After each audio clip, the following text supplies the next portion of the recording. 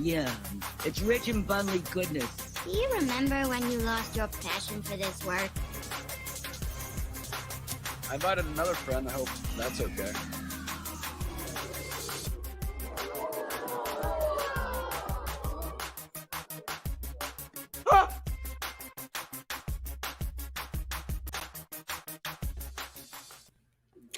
Hello, everyone, and welcome to my channel. I'm Reina Creole, bringing you that spice to sci-fi and pop culture analysis. And welcome everyone to the Lunch Table Show, where we get together with some folks in the fandom, get to know them a little better, let you guys get to know them a little better, and to just kick back and have a great time because it is Friday and we are kicking off your fandom Friday. I apologize for not having my live face on today. First of all, I want to thank everyone on Twitter who sent me out condolences about my 14-year-old cat, Kayla, who unfortunately had to have her put to sleep. She had a really bad kidney disease and it was just, she was not herself. So unfortunately had to let her go. But some of you have seen her in videos. I've kind of like put her on stream, so she could say hi to everybody, or you'd see me kind of look down and basically say, "What do you want?" It was usually her up under my feet during the live stream. So a lot of times, 9 times out of 10, if I was streaming, Kayla was up there under my feet, hanging around. So I just wanted to tell everyone, just thank you so very much for the condolences. For her. I so appreciate that. So let me bring up my co-host, Fat Steven. How are you? How am I? I am currently watching this countdown like Dave Chappelle in one of his skits going, "Y'all want to buy some?" Because I'm waiting for this. This is the demo that's coming out. I watched the showcase, but I'll go back to my normal face. How are you doing? Oh, I'm doing. Yeah. I won't say condolences again because I've already given them enough, but I think your furry family member is in a better place, and she probably understands everything. So I think it's all good. Yeah, she is. I've had her since she was a kitten, and yeah, it does. It really does hurt to lose a pet because they're such a part. They're part of your family and they're part of your life. Yeah. And her and her brother basically became part of my live streaming, Yeah, they were troublemakers pretty much. Why do you want up on my lap now? We just started. How did you know? Oh, they were. They used to fight a couple of times. I think folks have seen me on Toxic Femme where I've had to put my icon on and say, "Wait, I'll be right back." And then you'd hear them fighting with each other. It was fun. It was fun time. Wait, Xavier was always the one in the back in front of the TV, right? Like, I'm just going to be far enough away that they can just see me cleaning myself for the full 2 hours. Exactly. Yes. That is Professor X. Yes, Professor Xavier. I actually had a cat named April back with my family before they got divorced, right? Her name was April. She was black and white, very nice cat. And what happened one day is, the crack in between the door? There's like a little opening when you're shutting a door, like between the wall frame and the door. Well, he got its tail stuck in there by accident. My dad was closing the door and it broke the tail, right? No, go on. So the funny part is we got the cast on and everything, but the cat didn't like the cast and kept trying to take it off because it looked like just a long stick. So one time the cat took off the cast and he watched my dad for 20 minutes holding the cat like in his lap with the tail sticking in his face trying to fight. And all he sees the cat going and beating the crap out of his face. It was the funniest crap. Oh my goodness. It's because you know how the tails are, right? So try picturing putting like a full cylindrical cast on it. Yeah. Oh yeah. Man. Crazy. She was evil. But other than that, it's a good Friday. Yes. It's a happy Friday. We got an active chat. We have a very active personality as a guest. Mm-hmm. We didn't have to pay him with anything but gold coins from the Mario set, so I'm happy about that. And yeah, how are you? But besides that, you doing good? How's Toxic Fam? You enjoying everything that's going down? Doing good. Toxic Femme is amazing. It's a great show. Excited to be the producer over on Toxic Femme and all the stuff with Midnight's Edge. So I love being a part of that, and being a part of that, it helps me network with other guests, bring other guests on. But this one, Fat Steven, yet again, you managed to score this guy. I'd heard about him a lot in the fandom, and one of the things that I've always been curious about is these independent Oh yeah. comics creators. They fascinate me. They really do. So, folks, please do welcome Vinnie Art to this show. How are you? It's me, Vinny. You sound like you just drank a coins? helium shake. What is that? Where's my gold coins? Your gold coins are in the 6 completed campaigns, sir. Congratulations on 6 completed campaigns. Am I getting that right? Nice. Yeah, this is number 6. Yeah. Thank you for having me, by the way. First time I've been on here. The first time I've been on a live stream this early, like in 6 months. Oh. Not my fault. I work very late, but you asked me, and you asked me a long time ago, so I was like, oh yeah, of course, I got it marked down. We're gonna do it. Yeah, of course, man. Because the way it works is like we like to not only just have like the content creators that do videos or pop culture or gaming. We want to also get like a touch on independent creators because in a way, you guys are the ones on the forefront now of providing a different type of entertainment, whether it be comics, graphics, art, visual novels, and all that. Like, and you are also the forefront for inspiration for up and coming artists, writers, colorists, anyone who wants to do something that they have an idea on. And I think that needs a little bit more of a spotlight. Whether or not you're just reflecting it off a gold coin, you will never get. Well, you are too kind, my friend. I kiss ass good. I kiss ass real good. Well, and here's the thing too, though. Like I always have my humble hat on, like always. People know me from the convention scene, and I always give my attention to everyone who comes to me because I usually have lines like out the door, pretty much, and other professionals like, "Oh, what are you working on?" I'm like, "I'm working on my stuff." Well, how do you have such a big crowd? I'm like, because I'm good to people. They're good to me. I'm good to them right back. That's how it works. You still won't cuddle with me. Well, folks, we have 19 amazing people watching, folks. This is the Lunch Table Show. I'm your host, Reina Creole. Fat Steven is our co-host, and our special guest is Vinnie of Vinnie Art. So let me go through here and welcome the chat really quick. Let's see, we have...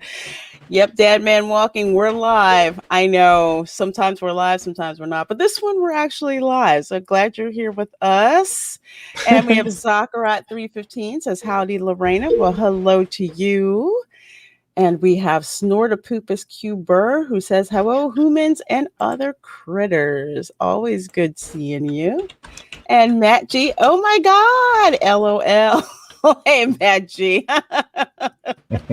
And we have Angela Straven who says, super pumped for Shadow of the Kraken. Got through the woods and City of Venus the other day. Amazing work. So it looks like Angela's has bought quite a few of your campaigns, Vinnie.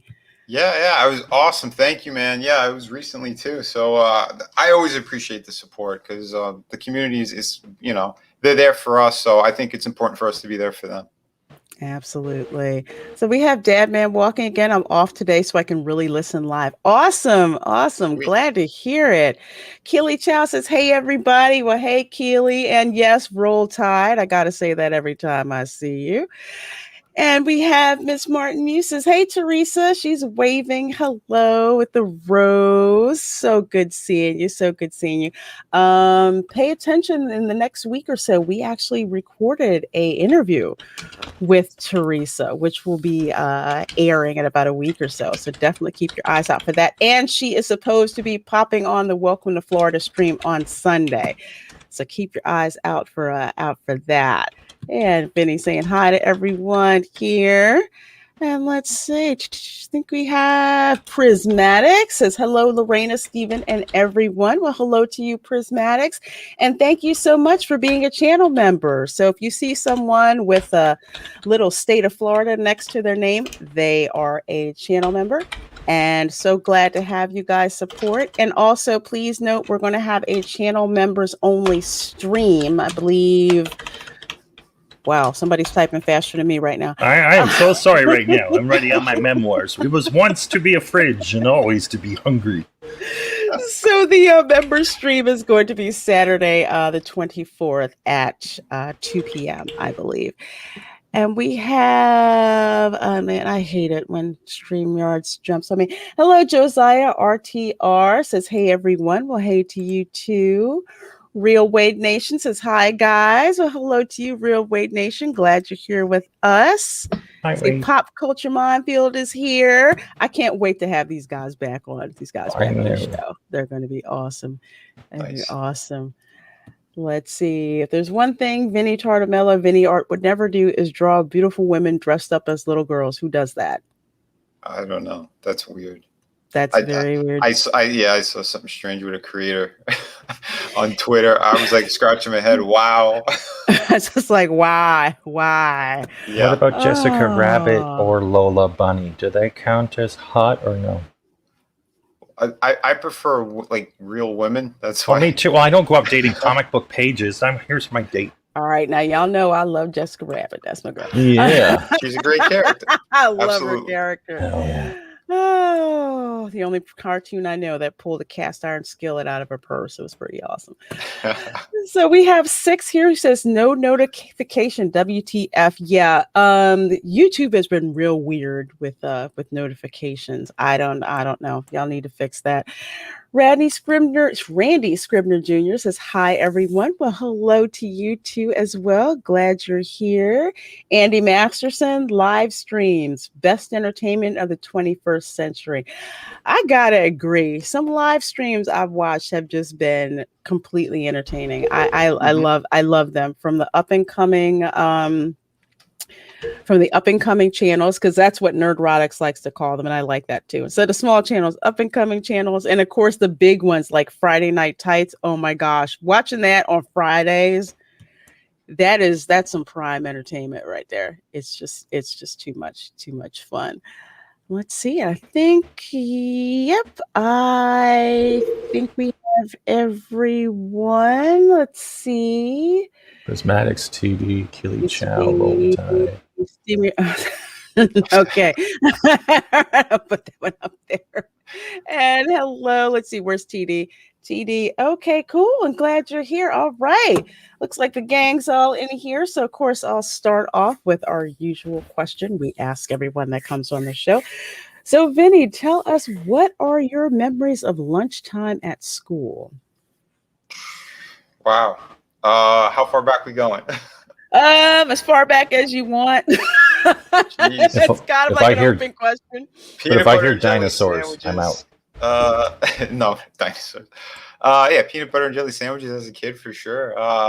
Having fun with friends at lunch and trading stuff as well. I actually used to bring in some comic books and trade them with some of the kids when I was like 8 or 9. It was pretty fun. Oh, but that's what Peter Simetti used to do. Yeah, he used to trade comics. Yes, he trades snacks for comics or comics for snacks. I can't remember which one it was, but yeah, we had him on. He said the same thing. Oh, get out of town! No, usually it was like I would read like McFarlane Spider-Man or something, and my friend might have had like another issue or something, and we would trade. So I read his, he read mine, and then we'd swap back and forth like that. I thought it was pretty cool. Were you the type of kid who bought doubles, and so you could always get an extra issue if someone needed that double? I did that a little bit later on. I used to do that a few times in high school, but only if it was like a book that like the artwork was absolutely amazing, and I'm like, oh, dude, I know so and so would love this. But yeah, so that's cool. Not all the time, but yeah, a few times. And the other question, because we have a running tally. I already lost. I'm gonna mute myself. Already lost. So, what kind of pizza did you have in school? Square or round? I went to school in New York, so it was more of a classic pizza. You're so lucky. I'm so pissed. Yeah. Wait, is that triangle slices? Did I win? You won. Oh, good. I got 5 points for the last year. But if I didn't have that for lunch after school, I would actually go down to the pizzeria and get a Sicilian pie. So it would usually be square. Okay, I lost again. No, but where I went to school, it's like we would have the square pizza or the French bread pizza in school, but after school, for extracurricular activities and like sports and stuff like that, we would get the real pizza from the pizzeria. So we had to wait till like after after school to get the real pizza. But yeah. Yeah, most likely. Yeah, I didn't really have pizza too much in school. That was like a rare occasion. But yeah, it was usually afterwards. And I was a big fan of the Sicilian slices. So. Oh, really? Because I Mhm. never was. I had that. I was just like, that's Sicilian pizza, the square pizza. That's what we usually get from the cafeteria. Well, in New York, like I live next or very close to one of the most famous pizzerias in New York, Rose's Pizzeria, and they did they call it the upside down Sicilian, where like the sauce is on top. Yeah, it was fantastic. I highly recommend that. I would eat it that way. I really would. Yeah, trust me, it's because I didn't like regular Sicilian slices. Like I've moved in other places. I'm like, oh yeah, I'll get a Sicilian. I'm like, oh, this is horrible. So yeah, it depends. Okay, cool. I don't feel so bad now because I was like Sicilian pizza. I'm just like, nah. It's just not. It's not my thing. Yeah, you want somewhere where the dough feels like it's like light. Look at me, I'm Italian. Going, everyone's being racist against Italians with this Mario thing, and I'm going deep into pizza. Should we be calling you like Italian X or something? No. No. Italian X. This is where I get to drop the lovely factoid. Actually, my 5th great grandfather was Italian. He came from around Naples area and came to Spanish Louisiana of all things. Oh wow, that was crazy as heck to find out.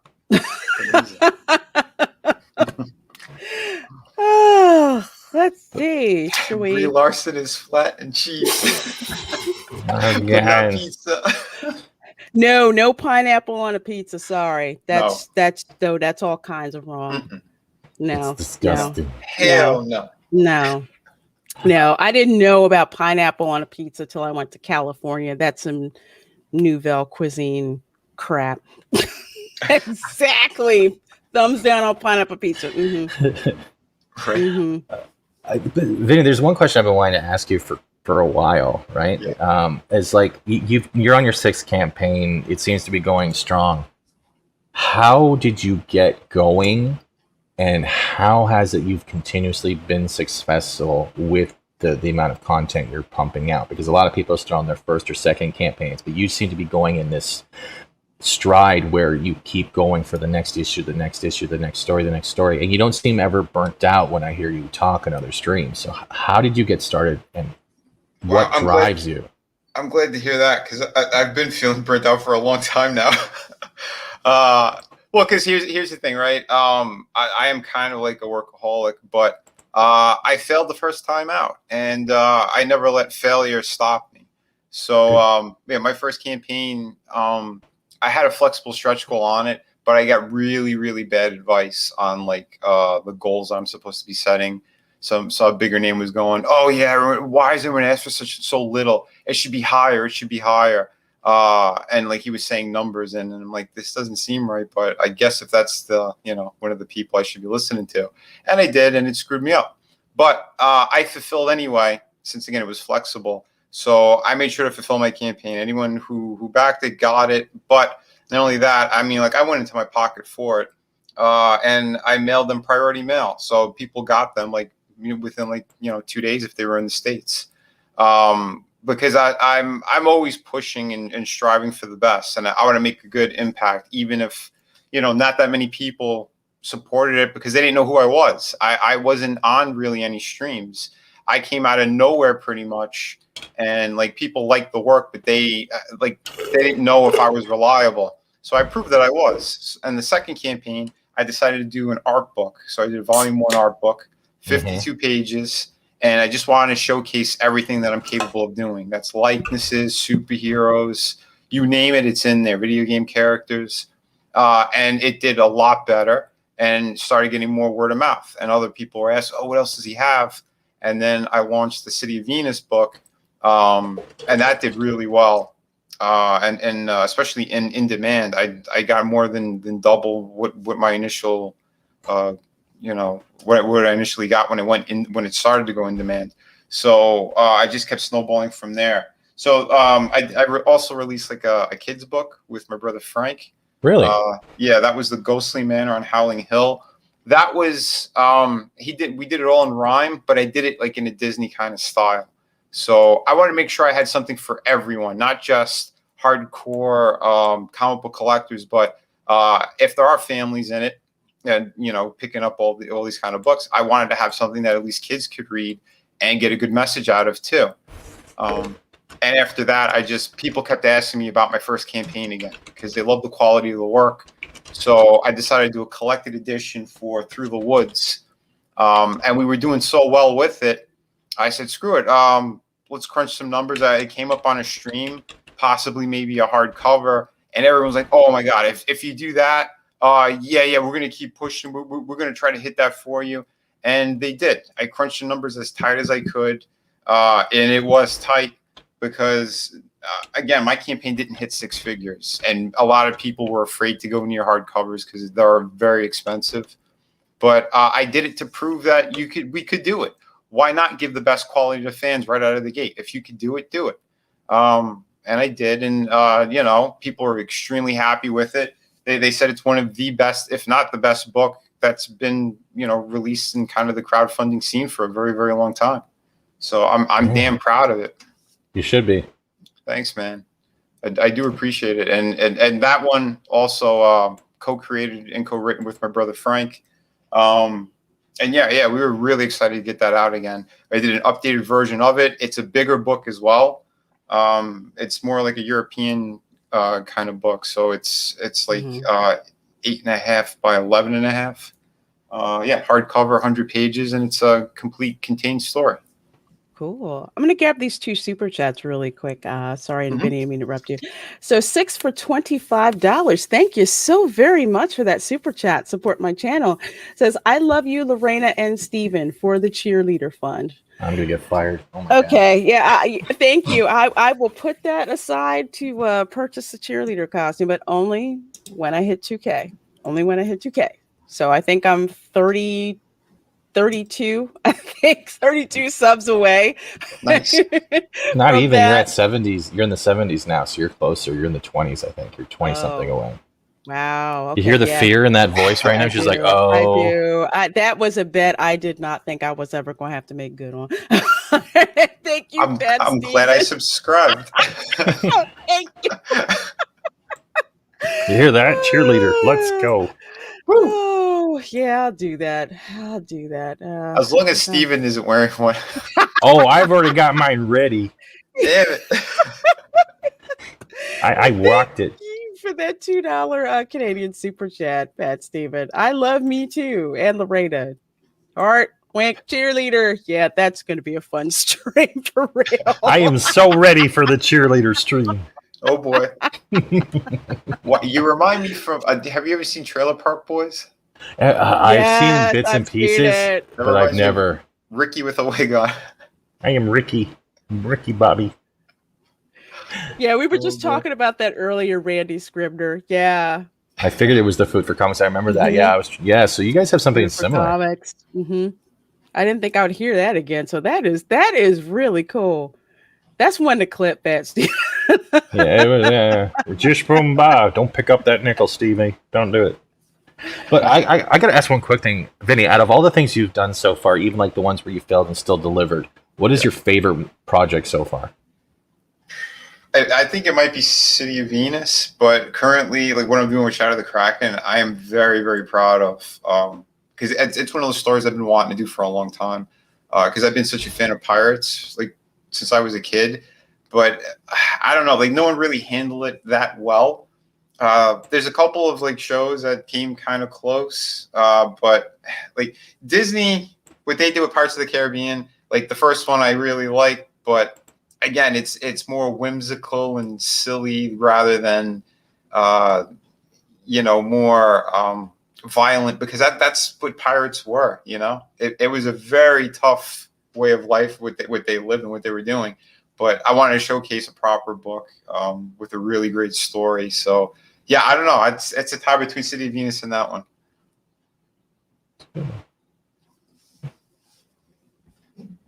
I love awkward silences. This is fun. I'm going to see how long we can go. Sorry, I had myself muted so no one would hear me typing. Like, oh, yeah. Oh, wow, low blow. No, that's okay. I always tell that because once I was on a stream with Anna, that Star Wars girl, Yeah. and she said something like, is somebody shooting? What's going on? I hear somebody typing, and oh my god, it was me. I had I didn't have I didn't have myself muted, and I think it was when I was first started live streaming, and I didn't realize that was going on. So You're really not that bad. If you ever hear Gary from Pop Culture Minefield, it literally sounds like they're redoing Saving Private Ryan. It's that fast and loud. oh my gosh. You hear that, Gary? Or like a Rambo movie. Yeah. But awesome. Yeah. So do you want to show off your Kraken project at the moment? Is there anything you actually maybe before that? If you were coming from a point where you were looked upon as not like as a role model, but as someone that wants to be as successful as you and get their foot in the door, how would they go about doing it, especially with people on YouTube? Like, let's look at Mackie and his drawing that's getting better over time as he starts doing more and more. Or you have people doing Bonds, like that werewolf comic is another really good one. Oh, But, yeah. do you have any hints, tips, tricks for people to get into the door? What is the best way to keep pushing forward from your point of view? For me, like I don't even really think that there's a door anymore. It's because like what YouTube has really turned into in social media, it's different than mainstream stuff. And like I don't want to be part of that mainstream anymore. Like I mean, I work for Todd McFarlane. I was the lead designer at his toy company, and I don't know, seeing how those people they treated fans and employees, and it's rough. It's strange what I've seen in the convention scene. Again, very, very unprofessional. The quote unquote professionals. There's maybe a handful of them that I could say are good people, to be honest. So I think what Mac is doing is really great. He's drawing all the time. He's doing it on streams. What I've been doing with my channel, I started teaching master classes on like anatomy, perspective, storytelling. Cool. Like, yeah, I want to give back. And that's the thing too. I am super busy. I'm one of the busiest people that are out there, obviously, with, all those campaigns and stuff and the work I've been doing, but I'm still trying to make time, to give back to creators, because I know a lot of people are novices or first time kind of making comics. They're excited about crowdfunding. They want to get into it. And I've seen a lot of bad things as well. I've seen hacks, I've seen plagiarists. And I'm like, well, if there's people that have some talent, why not give them a little bit more of, some help? And I can't really do one-on-ones anymore. So I figured, let me just do it on my channel. And yeah, I started doing a series of them. I got like 15 up and 2 or 3 live streams. So I got a playlist for all that stuff too, so people could just kind of sit there and learn. That's the best thing to do is, like, again, retweet, just stay friendly with people, stay professional, be courteous, because we've seen other creators do nothing but drama, and for the bigger names, whatever they do is going to make money. But I think what we're doing and how we're building all of this up, especially like on the Comicsgate side and the indie side, whatever you want to call it, it's crucial that people are more professional. People are helpful towards one another. And you had mentioned Katie before, Red Gaze. These are people that are hardworking. They've been helping the community as well. We're helping each other. And that's what it should be. It's kind of like a virtual studio almost. If we approach it in that way, I think we could all pretty much grow together in a more positive light anyway. That's good. Now, one question I'll ask you, because I always tell people you seem to learn more from what not to do than what to do. So I know you were mentioning about unprofessional. So what's we'll say, changing the names to protect the guilty, so to speak. What's an example of something that was so unprofessional? I would say attacking other creators on a live stream, things of that nature. Back channel games that people like to play. Anytime if I'm in a group and I see that, I leave the group. I don't like that kind of stuff. It's dirty. and it hurts what we're doing, you know, because there's people with they have their own motives. Obviously, a lot of people see nothing but competition, but for the most part, I think a lot of people that are kind of doing this all together, they're looking at it as something different, because it should be more of a community type thing, like what we're doing right now, and like the live chats that I do on my channels. It's like the you know, the people in chat are like the living letters column in the back of a comic book. You know what I mean? But it's right there, and we're talking with one another. A lot of people in chat we become good friends with, or a lot of people in chat started becoming creators, you know, and it's because of what we're doing, and we're all having a good time. And you know, you know, put on a professional hat, be cool, because the unprofessional stuff is things that the mainstream used to do or continue to do. I've been screwed over by the tippy top of the mountain.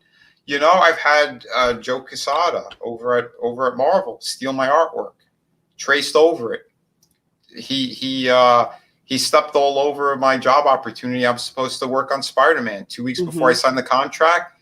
He put one of his buddies on instead, and I was dealing with a really old time awesome editor, and he was furious too. And he told me straight up. He told me what happened. He goes, "I'm not going to BS you. Here's the truth." And that's the thing. I always come at people from an honest place and a genuine place. I think that's what more people should be doing. But again, if you don't have to say things, don't say them. But for me personally, if I've been hurt by these people, my careers have been hurt, I'm just going to let fans know about it, and they decide if they want to back Marvel and DC or if they want to back our projects. It's pretty much that simple. I have a question with this, Vinny. When you're talking about the creators on creators stuff, like, and how it's not good for the community and a generalization, both not for the people who are being attacked, but the people that are doing the attack themselves. Do you think it creates a taint and can affect, let's say if it's two artists going after each other, can it taint the artwork over time if they can't focus on that because they're always involved in the drama of trying to make the other person look worse? Well, I would say that's a good reason why a lot of books are late. Let's look at some facts. If people are spending all their time on the internet fighting with one another, well, there's no time to get the work done. Correct? That is true. That's true. Yeah. So that's what I mean. And we've seen very, very late projects. Again, I don't know why, but it also fractions the audience, because then people are going to pick a side, and then if they don't like, or if they see that creator that they chose to stand with is attacking other people, then over time, like, okay, I'm not going to back that person's book anymore, and they decide to leave. You know, it's like. So what you're saying is it pretty much, it not only creates like the factions within the creators or the artists, it also can create a divisiveness with the fans, because it's like where let's go to, like, we do the Star Wars reference, how some people will like the sequel trilogy and some people don't, and then they get attacked for liking one thing and not liking the other. So it's kind of the same thing, because you're not only causing your fans to be driven away and look for something else that doesn't have that, you're taking away from the speciality of what you're trying to give everybody, and that's the key word there. Everyone should be able to enjoy it without whatever's going on in the back. Yeah, of course, man, absolutely. And you know, it's crazy. Like, I don't know why people choose to do this kind of stuff, but yeah, the negativity is going to poison anything and everything it touches. So you might as well keep things positive. Like, if we're going to have rants, like we've ranted over TV shows and movies, and you know, our characters that we've loved, they've been beloved for so many years, some decades.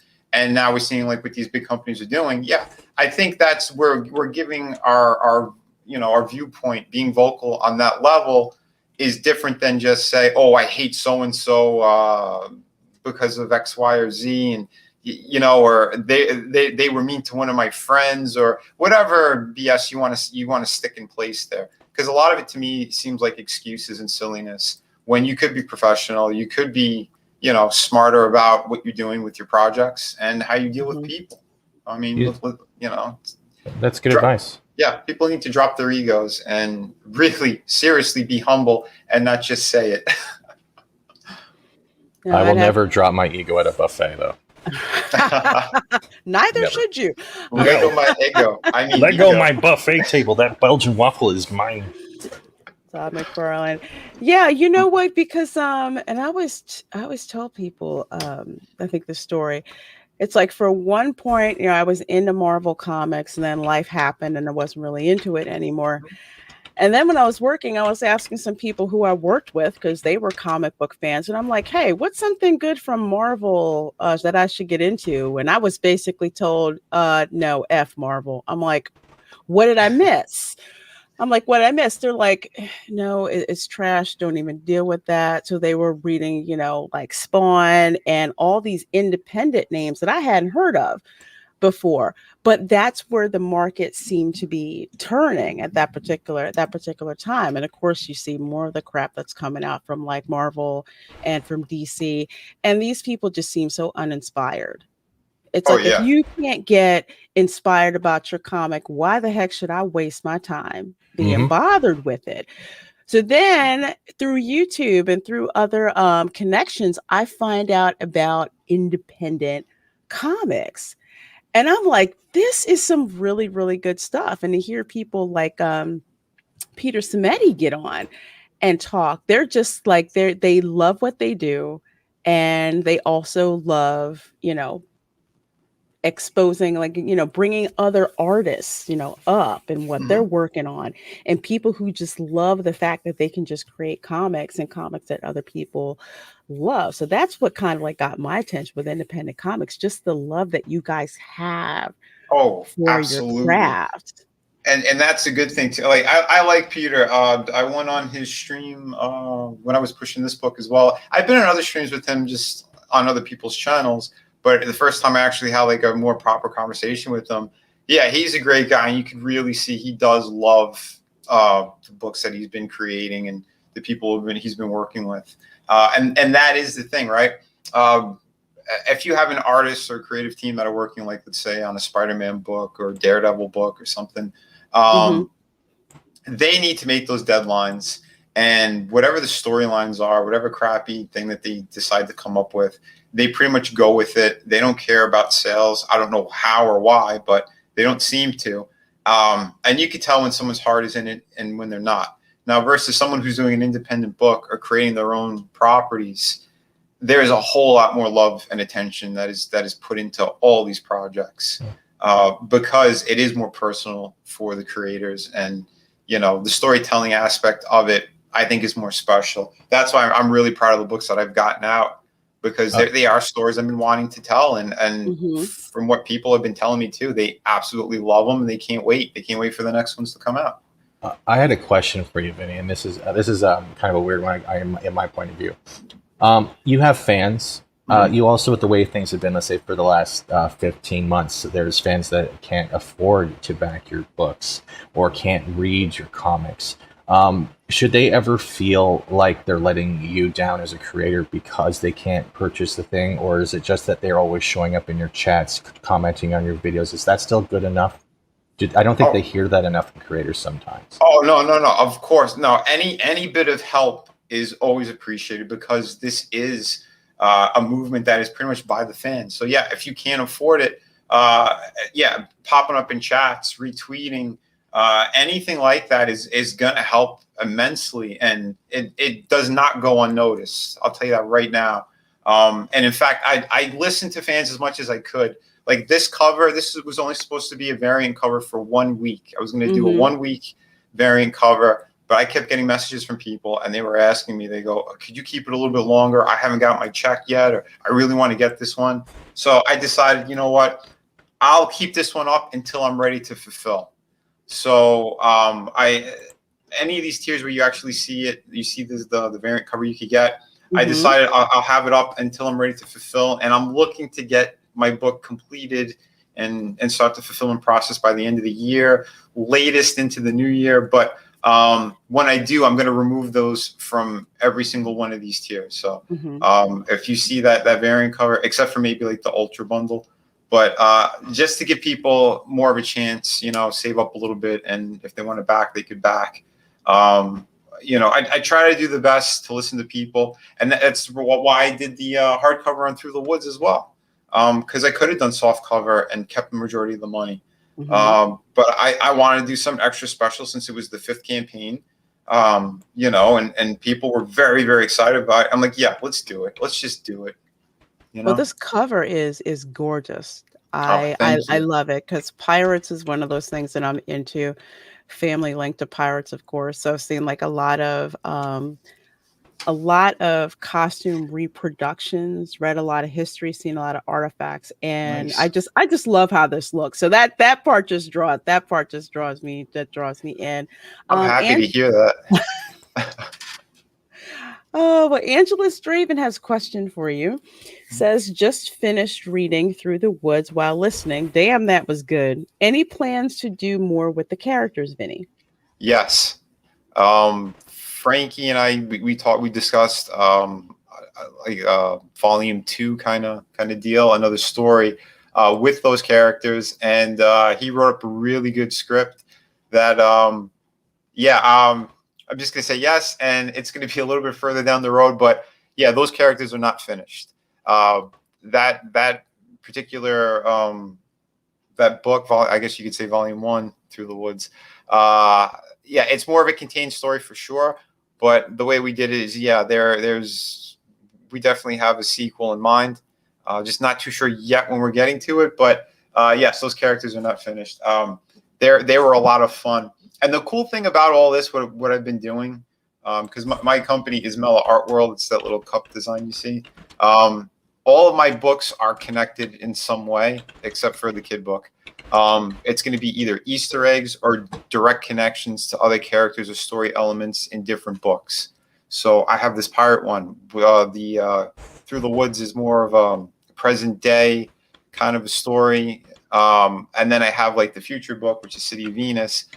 All these elements are going to kind of connect in certain ways. So I wanted to make sure that what we're doing in the characters that we're creating and the stories we're telling, that they are more of a lived-in, tangible world. I think it's really important to do that kind of stuff, and I put so much thought into these projects. This one in particular, while I was working on different campaigns and stuff, I've been developing this one. So this is like 2.5, 3 years of work and stories and concept artwork, locations. I've been doing all kinds of stuff to make sure that when people read it, they're going to be transported to another place. They're going to feel like this is something extra special. That's why I digitally paint out everything. Like I'll do my traditional drawings. Sometimes I'll do inks, but when I scan it in, I start to do my coloring. I kind of have more of like a painter's approach to it because I want to make sure. I love how that water looks on the boat. Just saying, that just stuck out. Thank you so much. Yeah. Well, and that's the thing too, right? Because it almost looks like cover artwork. And I always wanted that whenever I went to the stores. I was like, wow, the cover is amazing. I can't wait to read this book. I open it up and it looked like crap. So I'm like, I'm going to make sure with my books, every single page looks exactly like the cover. That much love and care was put into it. And yeah, I mean, I could get into the story too. I didn't even get into the story yet, but essentially, this main character, his name is Nathaniel James Callan. He goes from being part of the Royal Navy into piracy, and the group that he was with, they kind of went rogue, and that was like his breaking point. So you'll see it. It's a very violent scene. I'm not pulling punches with that kind of stuff. It's not gratuitous, but I wanted to have something that's a little bit more realistic anyway, in that kind of fashion. So, and the backstory to what happens is really interesting. What I'm doing with these characters, because he kind of has like his rules that he's setting, but at the same time, the gold or the bloodlust, it starts to get to these characters too. And will he break his code if he goes too far? Is there a way to come back? I'm kind of playing with that in terms of like characters and their development too. But it's really cool because he finds this rare map that is carved into this skull, and it's going to be leading to different things, and it's coded as well. So it's not like a direct thing, like just follow this and you'll know where you are. There's a lot of stuff going on. There's a lot of moving parts. There's a bit of a Robin Hood element to the story and to the characters and what they're doing. And I'm not shying away either from from the slave trade, because I've noticed in almost everything, people are afraid to go near that topic for some reason. It's part of what happened, especially in the Caribbean. And there's going to be historical pirates that are also part of this story. That some of them are very, very integral. Others are kind of like cameos. But there was more respect among certain pirates and what they were doing. Blackbeard, for example, if he found a ship that had slaves, he would free them. A lot of people, oh, he was like one of the most evil of pirates and this and that. Well, there was still respect for humanity, and a lot of people didn't see that. Now, a lot of people, sorry, man, I didn't mean to cut you off. Okay. One, I'm glad you're not shying away from the issue of the slave trade, because another thing that was interesting is that you had a lot of freed slaves or Africans or mulattoes who were never enslaved, who were pirates, because being a pirate, there was more equity in being a pirate, instead of, let's say, working for the empire, so to speak. There was much more democracy, sharing, all of that. I mean, they lived a hard life. They had to, but it was more, I want to say, equitable. They felt that they were treated a lot better that way than, say, if they worked for a crown. So I'm really glad that you've included that, because that's history that's not being told, and you can't, if you don't broach that subject, it's history that's forgotten. Yeah, and that's exactly it too. We're seeing that. We're seeing that in history books. They're omitting a lot of things, and that's a difference too. Like, I'm not Marvel or DC. I'm not pushing an agenda. I'm just covering things in a more realistic fashion. And again, that's more. It's a lot of it is backdrop as well, because there's other stuff going on in this story. The villain of the book, he is a very nasty piece of work, which is this dude right here. He's pulling strings from the shadows. But he's not afraid to get his hands dirty. He's pursuing the main characters. You'll find out why. But he also has his own agendas that he's kind of partaking in. But I gotta ask a question, Vinny. Really quickly. Like, I'm picking this up, and catch me if I'm wrong here. But the way you're doing like when someone gets stabbed with a sword, and the way you do your blood, it has a very Carnage symbiote feel to it. The same with this guy right here with the eye patch. It seems like a little inspired by Deathstroke at the same time. So are those those are your kind of characters that you kind of always go to? Not saying like copy, but you have like that kind of design with it. Am I wrong on that? Well, I honestly, I was not thinking of Deathstroke when I came up with this character, but a lot of people were like, "Oh yeah, that feels kind of like a Deathstroke kind of dude." It does. It's good. I'll take it as a compliment, because he is a strong character. The blood element, like what I've been doing with some of the stuff, is basically because I still want to keep it like a slight bit of cartooniness to it. Again, it's a comic book, so I don't think I need to be super realistic with that kind of stuff. But in certain cases, yeah, some stuff's going to look very real. Others maybe not so much. But I'm trying to toe the line, because if it's way too realistic, and I'm showing muscle tissue and skin tearing in a certain way, it's going to be too much. It's going to be like what do you call that? Graphic. Yeah, way too graphic, I think, for some people. But in some cases, it might be needed. It depends on the story parts that I'm doing, right? So if it's like the villain who's doing something really nasty, I might do something it seems like, wow, I can't believe he did that, but wow, that was cool. Well, your forearms in your actual StreamYard's avatar is being very graphic, because someone in the chat really loved your forearms in that picture, and I think Sixty loved it a little too much. They don't have a question, but just a comment. His forearms are hot. Yeah. Thank you. He's blushing. But I have a couple of other questions from folks here in the chat. I want to have them ask them before we run out of our time here. Awesome One says, Vinny, did you work for CrossGen? Your work looks like CrossGen Comics. Actually, I had a project that was stolen by them. Ooh. Yeah, well, sort of. I could tell really quick. I went to go up there to do some design work. Another brother of mine, he's a sculptor. He worked at McFarlane with me as well, and we were going to do some statues for this company. And while we were there, they go, "Oh," I said, like, I also have a comic book project. They, "Oh, bring it." We made comics, right? So we brought it, dealt with this guy who's kind of in charge of new properties and stuff. and that guy turned out to be a real scumbag.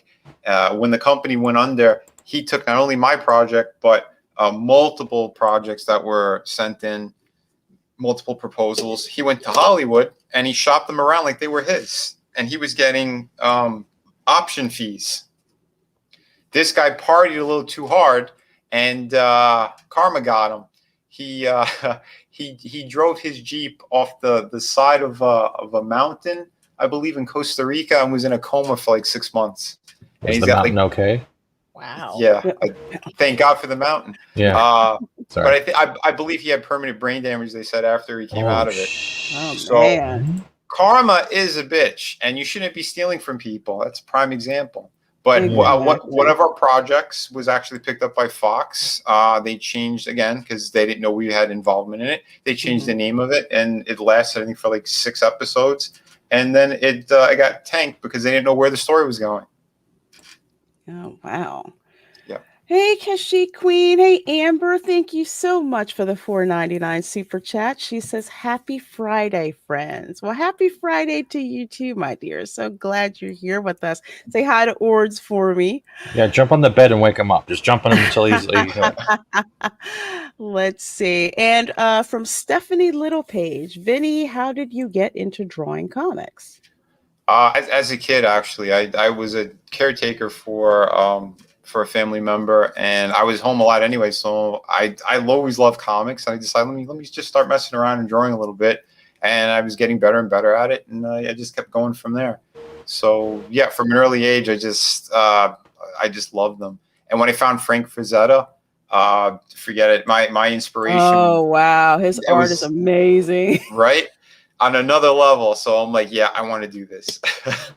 I just kept getting more serious about it. Cool. You carry yourself very pleasantly, and you always seem very positive with your work, even when you share some of the stuff that's happened to you by going in vaguely, which is all right.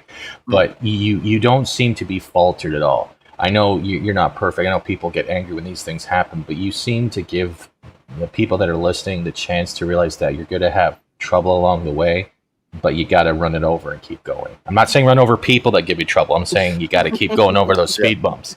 You could pay off a mountain. No. Let's go to Mount Everest. I got to show you something. No, I'm just saying, but I'm glad you said that too, and I do appreciate it because, it's you could really let that stuff get to you in a really big way. And believe me, for a time, I was very angry about a few of those things, especially like the Spider-Man gig, because that drove me insane. But I met Stan Lee and a couple of times. Wow. And once before I really got into things and I showed him my work, and he was like, "Wow, kid, you're doing great stuff." But it was when Marvel was kind of going, down the toilet. So he goes, he was telling me, go to the other guys. he tipped me off before stuff was really hitting the fan, because they even fell off the stock market. People seem to forget that. The Spider-Man movie deal and X-Men one, like that kind of saved them, but things weren't the same. And years later, I want to say maybe 2.5, 3 years before he passed away, I was exhibiting at C2E2 in Chicago, and he came by with his people, and he stopped and he saw like some of my original artwork. I had like those sketch covers, and he told his people, he's like, grab me some of this stuff. I like this artwork a lot. And he had to go back to his table. So they bought like 2 or 3 pieces off of me. And, that was a huge compliment and a huge honor, and they go, "You want anything signed?" I'm like, "Yes." And I pull out a Spider-Man print that I had done. And because again, that's a character I always loved. He was from Queens. I'm also from Queens, and I grew up with the character, and I was supposed to draw him. So he signed it, and they said too, like, when he saw it, he goes, he was really blown away by the piece. I'm like, wow, that is amazing. So I have that, and that is framed. So that's special for me. That must have been amazing. I can't even. Yeah, that helped me get over that whole Casada thing a lot. Well, I'm glad it did. That is a happy ending to that story. I'm glad to hear that. Pat S says, "Do you have a favorite Cormac McCarthy book?"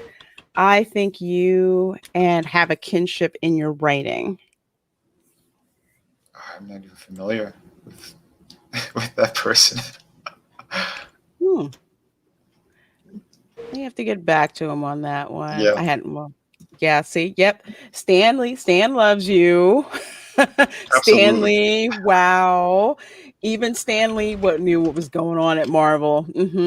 Oh yeah, they treat him very, very poorly. Holy crap! Yeah, I think that was also part of the thing that turned me off of Marvel when I was hearing stories about how Stan Lee was being treated, and I'm kind of like, how do you just do that? I don't know. Uh, Yeah. And it was before they were shopping him around too at all these conventions. I mean, before that, they were, he had a bit of a lawsuit with them. They didn't even want him to do the cameos. It was other studios and other people that got him to do like the cameos for X-Men and Spider-Man. Mm-hmm. Wow. Yeah. Yeah. Back Shadow of the Kraken. Stan Lee would have loved the book. Absolutely, Makini. Oh yeah. I had one small question though. Do you think there's ever a chance in the future for your pirates to run into the werewolves from Bonds? Have you ever thought about that? That is, I don't think so. Oh, That is totally. I could probably do something else with Katie later down the road, but I don't think the pirates know. no. Although there is a supernatural element that's going to be in this book, in case people didn't pick up on that. I have more like historical accuracy to stuff, but I'm going to go into supernatural kind of elements. Not so much like Pirates of the Caribbean. I mean, you're not going to be seeing squid people walking around, but there's definitely like an element that I'm putting in this book that's going to be awesome. Let's see. One last comment here from Prismatic says, so happy to see comic book artists like Vinnie, who puts his heart into his work. Makes me a bit hopeful for comic books, especially when there is so much cringy stuff coming out like the High Republic. Oof. Oh my The god. High Republic. Oh, the Lord, High that's trash. Yeah. Trash. Tune in we've next gotten week into that. with a rock. Oh my god. Yeah. All right. So I just got to say it quickly too, because I've gone off. I've had my rants about that whole stupid High Republic thing. Listen, if you're going to make books that are supposed to be for kids, why are you talking about sexual behaviors of characters in these books? These Indoctrination. it's mind blowing to me. It's you know what they're doing. Like, you said it. Oh, yeah. Because kids at a young age, they don't know about this stuff. They have still their innocence. And it's like they're trying to take away their innocence by showing this stuff so they'll ask questions to their parents. But guess what? Most of those words, when you're putting it in the book, the kids are like, I don't even know what this means. I don't care. I want to look at the pictures. And I'm not saying all kids are like that, but what they're doing is not only sneaky, it's a dirty tactic. And you don't get to parent kids through comics and youth books because you think you have to. That's a very egotistical way of handling But it's indoctrination because that's what they want to do. And then if you call them out on it, what? No, you're intolerant, whatever. It's a hot mess and it's going down in flames. So it's a joy to watch that crap just die. But folks, please do subscribe to Vinnie Art over on YouTube because I'm behind. So I'm going to do that right now. Awesome. Yeah. Please do. I have to say this too. YouTube, I don't know what they did to me, but I lost like 1,000 watch hours within a week and a half. Oh, how long have you been on YouTube? How long have you been on YouTube for? Maybe this channel active maybe 2 years ish. It might have reached the you're pushing for monetization, right? So watch hours will only stay up for a full 12-month period. So if that 1,000, so if the 1,000 what'll happen. Yeah, so if that 1,000 was, let's say, on the 12th month of your 12-month period, it will get wiped. So it's not that they took it; it's just that it's no longer relevant within your watch hour completion. Wow. It rolls off. Yeah, I didn't know that either. So someone told me, and that happened to someone else too. It's like, it's messed up. So folks, please do definitely go and subscribe to Vinnie. I have his links in the video description. Also, watch his videos to get his watch hours back up. He can reclaim those watch hours. Please and do. Of course, you can also follow him on Twitter as well, folks. So please do that. I have all the Vinnie links. Art. Yeah. There we go. Yeah, I'm the same social media pretty much everywhere. So Yeah. Your best way, I'm gonna say, like you have like those videos of the drawing you do, right? Yeah. What you just put them in a playlist. You open up a StreamYards. You have that playlist play live as a live replay, and you just monitor the chat and keep your drawing. And that way, you can get watch hours, and people can watch things on like just a visual thing. You know, just doing. Oh, that's cool. All right. Oh yeah, I didn't even think about that. I do have a playlist for them already. So yeah. Okay, cool. Wow. And also, I'll have this link in the description as well, so you guys can go through and see all the art that Vinnie has. Thank you so much. Amber's is just subbed and followed on Twitter. I have one quick question before we close out. The far picture on the right, the Through the Woods. Are we gonna get one called Through the Booty by chance? Any chance? Because I'm sorry, I'm toxifying the last part of the stream. I don't care. I want Through the Booty seems great. Would we be able to show the trailer as well before we go out? Absolutely. Let me do this. I got you. I can Chat bring it from up. Pop Culture Minefield. Thank you, Stephen. Vinnie Art. I'm a comic artist as well. Just followed you now on Twitter under PCM as well as my artist's account. Awesome. Thank you so much. Wonderful. He'll unsub by the end of the show because he likes doing that to people just to troll. Gary. Not right. Let me know when you are ready. I'm ready. Go right ahead.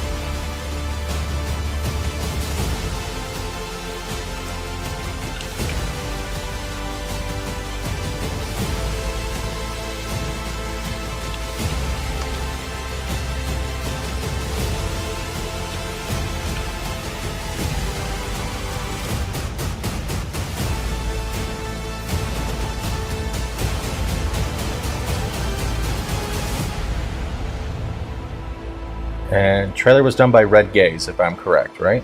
Absolutely. Shout out to Red Gaze. Yeah, shout out to Red Gaze. That is amazing. A huge shout out. He's been a close friend since like the beginning of all this stuff, and I did the cover for his book Sunsworn, and I have a variant cover on his comic book version of Sunsworn. It's like a solo story that's kind of in between novels. Mm-hmm. And that Katie's actually working on that as well, the creator for Bonds. So yeah, really great stuff. Amazing people. I have one more thing. Can you bug Gaze to give us a pirate booty trailer? Just because I'm gonna keep doing that. Yes, I could definitely do that. Oh yeah, my characters are going to be heading to Nassau, so you're going to see more pirate wenches and ladies of the night. So maybe I'll wait until I get a couple more of those pages done, and then I'll shoot them over some images. Hell yeah. Thank you for your time, sir. Oh, yes. Thank you so much, Vinnie, for hanging out with us. Thank you. It's been awesome. Anytime you want to come back, hit Fat Steven or myself. No, don't hit me. I leak gravy. I'll hit Fat Steven, and then I'll get into your DMs. What the heck? No. What? She just told me to hit you, buddy. What do you want? No. Six. Can you hold down his sexy forearms for me so he can't hit me? Thank you. Real quick too. My other projects, they're still in demand, and those books actually, if you order them, I ship them out either the same day or next day. So if you're looking for Through the Woods, Through the Woods is the hardcover. City of Venus and the 2 art books. Those all they could mail out right away, and you can see the quality and firsthand. Excellent. Awesome. Excellent, folks. So definitely do check those out. I'll have Vinny's DeviantArt link in the description so you can check out Through the Woods, what he's got on demand, and also the projects that he has coming up through Indiegogo. So, folks, again, thank you so much for being here for another amazing episode of The Lunch Table. Vinny, thank you so much for hanging out with us. I appreciate it. Please do subscribe to Vinny, subscribe to Fat Steven, subscribe to myself. And, folks, have an amazing Friday. Remember, at, I believe, 3 p.m. Eastern, Culture Casino has his Friday night flight show. And then, of course, at 5:30 or whenever Gary hits the button is Friday Night Tights over on Neurotics and that channel. And hopefully Ords is having his gaming stream tonight. He is. The thumbnail and the link has already been posted. You can find it on his Twitter or the people who retweeted. Also, I have to slide this in. 2 p.m. Central Standard Time. We are having Pop Culture Minefield. I'll be joined with a bunch of other panelists, and we are going to be interviewing the director, Ian David Diaz. So that's also coming up before FNT. Excellent. All the stuff you got to watch before for Friday Night Tights, and definitely Ords' gaming stream, Ords Board, over on his channel, I believe like about 10:30 p.m. Eastern. So please do check all that out. Thank you so much for hanging out with us. Thanks for all the chat. You guys in the chat are on fire. Thanks for the super chat. Most importantly, just thank you for the support. And remember, support independent creators. And support the cheerleader stream too. Get it up there. That's I hate you, Steven, so much. Bye, everyone. Bye. We got special pom-poms and a whole lot of dance routines. So, cheerlead all the way. Yeah.